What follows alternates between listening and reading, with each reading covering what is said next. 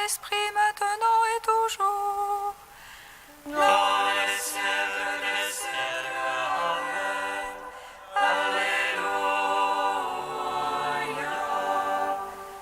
Viens, Esprit Saint, Illumine nos cœurs, remplis-nous de ta paix. Oh, nous murmure,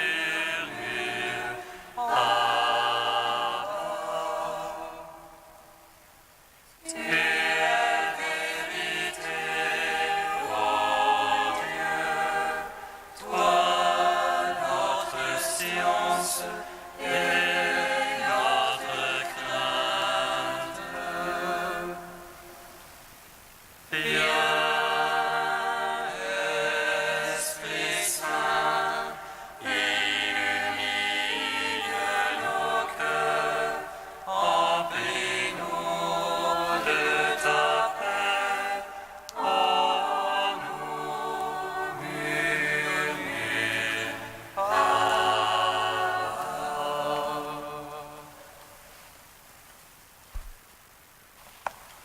voici que je fais toutes choses nouvelles. Ils seront mon peuple et je serai leur Dieu. Voici que je fais toutes choses nouvelles. Ils seront mon peuple et je serai leur Dieu.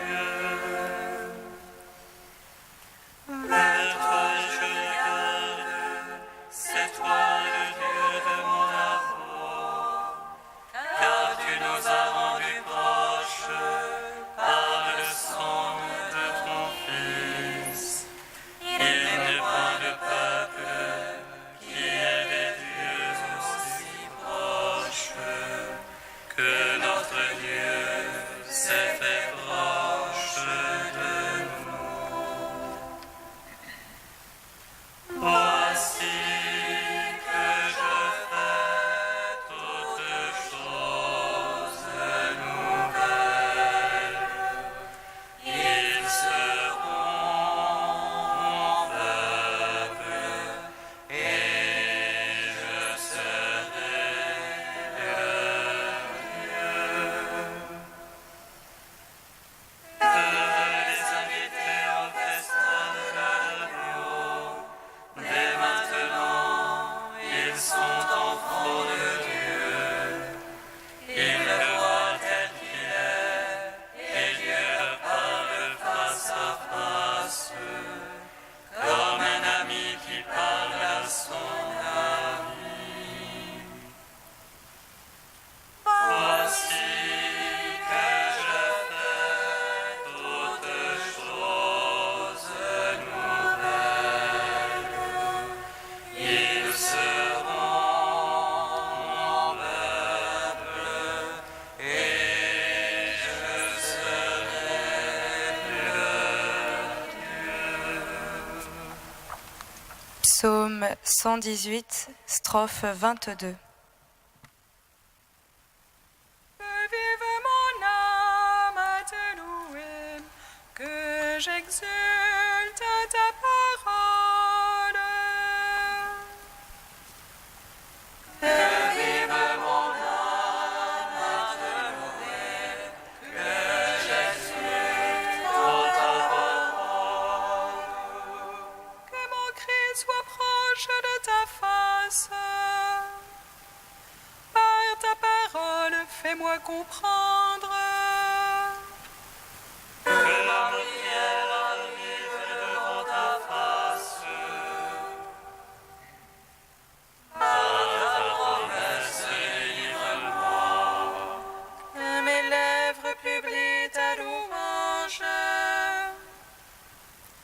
Car tu m'apprends tes volontés.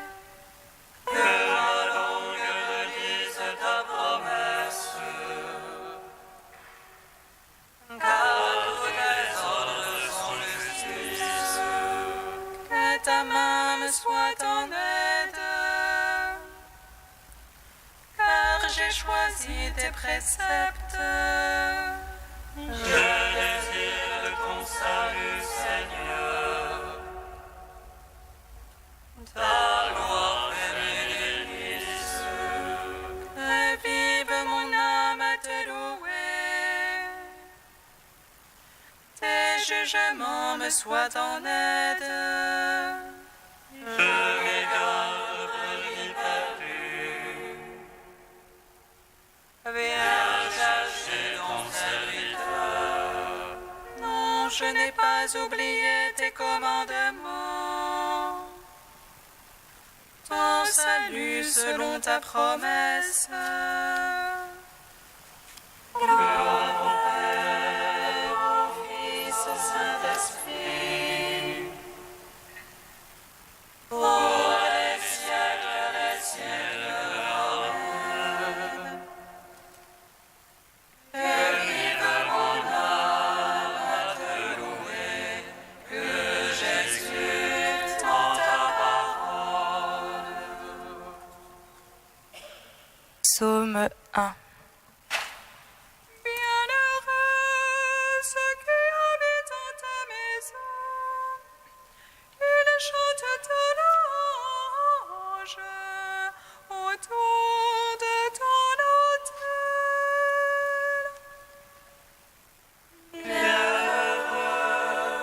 Ceux qui habitent en ta maison, ils chantent ta louange autour de ton autel. Heureux est l'homme celui-là qui ne va pas au conseil des impies, Ni dans la voie des égarés ne s'arrête, ni au vent des lieux ne s'assied. mais se plaît dans la loi du Seigneur. Mais murmure sa loi jour et nuit. Il est comme un arbre planté près du cours des eaux. Qui donne son fruit en la saison, et jamais son feuillage ne sèche. Tout ce qu'il fait réussit. Rien de tel pour les impies, rien de tel. Non, ils sont comme la balle, emportés par le vent de sur la terre. Au jugement, les impies ne tiendront. Les égarés à l'assemblée des justes. Car le Seigneur connaît la voie des justes, mais la voie des impies va se perdre.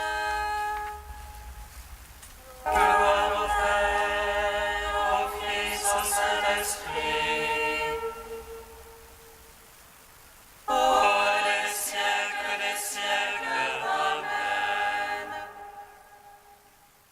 Bienheureux ceux qui habitent en ta maison, qu'ils chantent ta louange autour de ton autel. Psaume 8. Ô Seigneur notre Maître, qu'il est grand ton nom par tout l'univers. Ta majesté suprême est chantée par des lèvres d'enfants de tout petit. Tu opposes ton lieu fort à l'agresseur pour réduire ennemis et rebelles. Avoir ton ciel, ouvrage de tes doigts, la lune et les étoiles que tu fixas.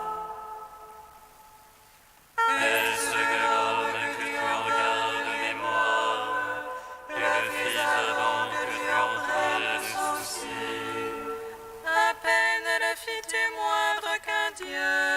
le couronnant de gloire et de splendeur.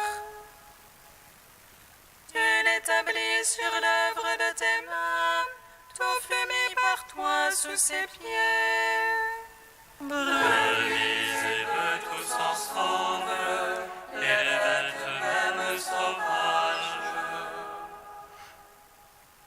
Oiseaux du ciel et poissons de la mer, parcourant les sentiers des eaux. Ô Seigneur notre Maître, qu'il est grand ton nom par tout l'univers. Gloire au Père, au Fils, au Saint-Esprit, pour les siècles des siècles. Amen. Bienheureux ceux qui habitent en ta maison, et chantent ta louange autour de ton autel. Cantique d'Isaïe, page 278. Se réjouissent désert et terre aride, qu'exulte et fleurisse la steppe. Qu'elle porte fleurs comme jonquille, qu'elle exulte et crie de joie. La gloire du Liban lui est donnée, la splendeur du Carmel et de Saron. On verra la gloire du Seigneur, la splendeur de notre Dieu. Rendez fortes les mains fatiguées et ferme les genoux chancelants. Dites au cœur bouleversé, courage, ne craignez pas. Voyez, c'est votre Dieu, c'est la justice qui vient.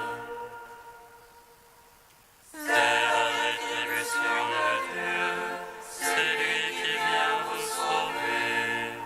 Alors les yeux des aveugles se dessilleront, les oreilles des sourds s'ouvriront. Alors le boiteux bondira comme un cerf, et la langue du muet criera de joie. Car le veau jaillira dans le désert, des torrents dans la steppe. La terre brûlée deviendra un étang, et le pays de la soif se changera en source. Il y aura là une route pure, qu'on appellera la voie sacrée. Aucun impur n'y passera, les insensés n'y erreront pas. Il n'y aura plus de lion, aucune bête féroce pour la parcourir. Mais les rachetés y marcheront, et les libérés du Seigneur reviendront. Ils arriveront à Sion hurlant de joie, un bonheur éternel transfigurera leur visage. Allégresse et joie les accompagneront, douleur et plainte auront pris fin. Gloire au Père Tout-Puissant, à son Fils Jésus-Christ le Seigneur, à l'Esprit qui habite en nos cœurs, pour les siècles des siècles. Amen.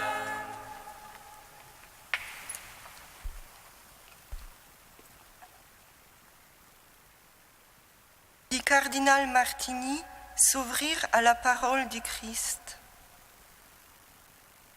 Peu importe si nous ne sommes pas encore sûrs de la route sur laquelle le Seigneur nous appelle.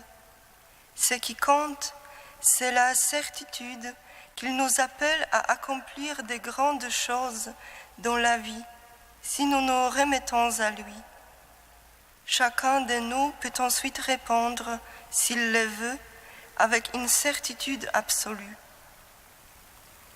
Il faut enlever du dialogue avec Dieu toute présomption, tout ce que nous croyons avoir appris et possédé. Nous devons entrer dans la prière comme des pauvres, non comme des possédants, afin que notre prière ne soit ni pesante ni troublée. La gratuité, c'est d'être devenu pleinement fils, d'avoir atteint la perfection de la condition filiale, d'être comme les fils dans le Père, et ainsi de dire « Père, tout ce que j'ai, je l'ai reçu de toi, tout me vient de toi ». Une telle attitude constitue une transparence, une perte de nous-mêmes et de notre autonomie. Ainsi, même le chemin de la gratuité est un don à demander continuellement au Seigneur. Nous apprendrons à prier quand nous apprendrons à contempler d'un œil gratuit la profondeur des choses.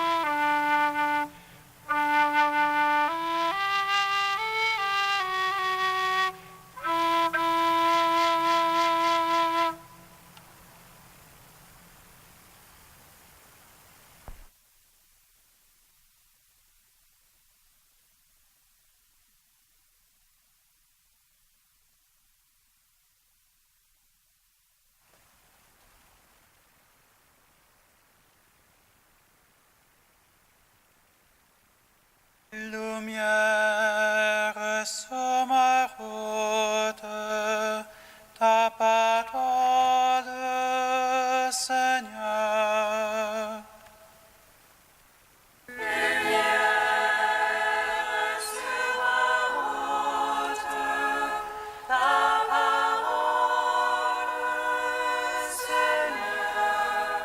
Car c'est le Seigneur qui donne la sagesse.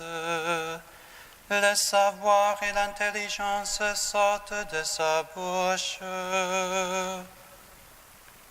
Lumière sur ma route, ta parole, Seigneur. Lecture du livre des Proverbes. Mon fils, accueille mes paroles.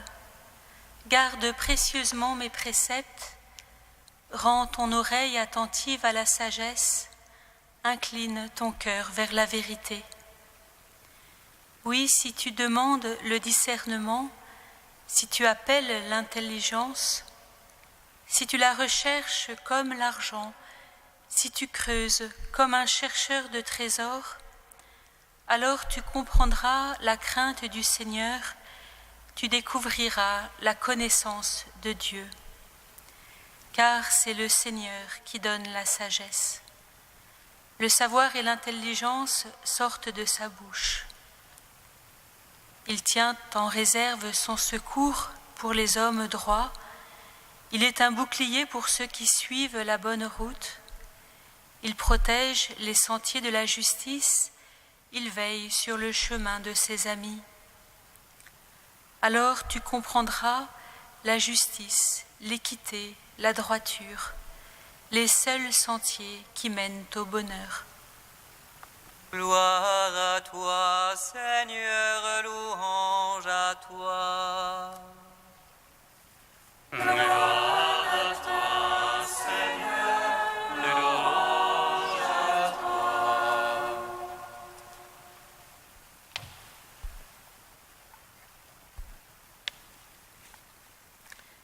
Quelle pédagogie dans ce texte! Si on le suit pas à pas, il nous mène tout au long d'un itinéraire.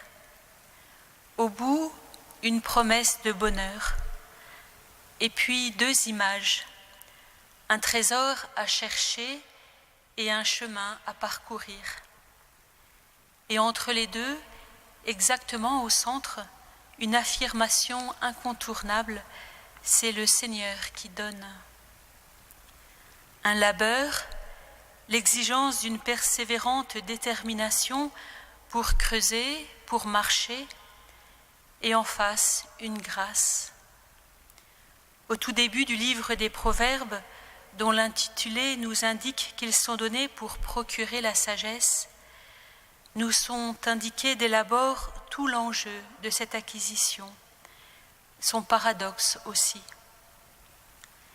La première image, celle du trésor à découvrir, semble vouloir nous emmener vers l'intérieur, de l'extérieur vers l'intérieur, par le chemin de l'intelligence dont chaque pas est précisé et qui engage progressivement toute la personne, de ses facultés sensorielles les plus extérieures à ses facultés les plus intérieures. Il s'agira d'abord de se faire disciple, d'accepter de suivre un maître, et puis il faudra accueillir ses paroles, garder ses préceptes, se faire attentif, engager son cœur, et puis demander le discernement, appeler l'intelligence, rechercher, creuser, pour enfin parvenir à comprendre la crainte du Seigneur et à découvrir la connaissance de Dieu. Voilà pour le trésor. L'autre image est celle d'une route, d'un sentier, d'un chemin. Une bonne route, des sentiers de justice, un chemin droit. Et là, le Seigneur n'est plus au bout, mais tout au long du chemin. Il donne son secours, il est bouclier, il protège les pas, il veille sur le chemin. Si le premier versant était un trésor à trouver, c'est qu'il nous a dirigés vers un lieu, le lieu le plus intime de l'être, le lieu où seul peut se faire la rencontre avec celui qui l'habite et qui désire s'y faire connaître. C'est le Seigneur qui donne la sagesse. Et le second versant est comme la route qui descend vers les hommes. Comblé, riche du trésor, le disciple déploie les qualités qui ont été restaurées en lui. Qualité de droiture, de justice, d'équité, qualité qui mènent au bonheur. Mais entre les deux, il y a cette rencontre. C'est la rencontre de Dieu au plus intime de lui qui a restauré l'être neuf, lui rendant la capacité, la liberté, au long de son pèlerinage sur la terre, de se diriger vers ce bonheur qui l'attend et qui est bonheur en plénitude. Déployer une humanité restaurée pour entrer avec ses frères dans un bonheur qui l'attend et qui est communion avec le Dieu vivant, tel est le chemin qu'enseigne saint Benoît, et non aux moines seulement, mais puisque l'Église l'a désigné comme patron de l'Europe, à tous les disciples du Christ. La vie chrétienne est à la fois grâce d'une rencontre, gratuité d'un don et labeur d'une recherche et d'une fidélité aux dons reçus. Parce qu'elle est l'expression d'une vie filiale que nous ne pouvons que recevoir du Fils dans une rencontre personnelle avec lui. Que saint Benoît nous aide à ce double labeur qui consiste à faire tout ce qui est en notre pouvoir pour avancer vers le lieu de cette rencontre qui seul peut sauver nos vies, nous rendre à notre être fils, et à savoir nous abandonner à celui qui seul peut provoquer cette rencontre et qui est pur don de sa grâce. Qu'il nous accorde de ne rien négliger pour elle et de l'attendre dans la patience et la gratuité d'un cœur humble qui sait devoir tout attendre de son Créateur et Sauveur.